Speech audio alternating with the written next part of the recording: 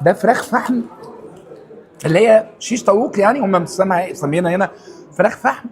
وانا الحقيقه انا دقتها قبل التصوير الحقيقه يعني. التتبيله يا جماعه بنت لذينه. تعالى هاكلها بس الاول من غير صوصات دي، وبعد كده اروح مغطسها العيش عجبني قوي يا جماعه. العيش ده جديد تماما، وده حبه البركه. عيش فخم مستحمي، هو مختلف تماما عن العيش اللي احنا بنستخدمه عاده يعني.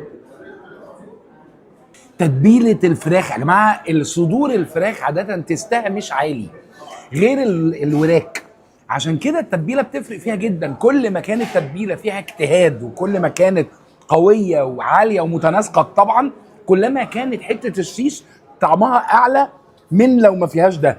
التتبيله الفظيعه دي بقى سايبه افتر تيست عالي جدا.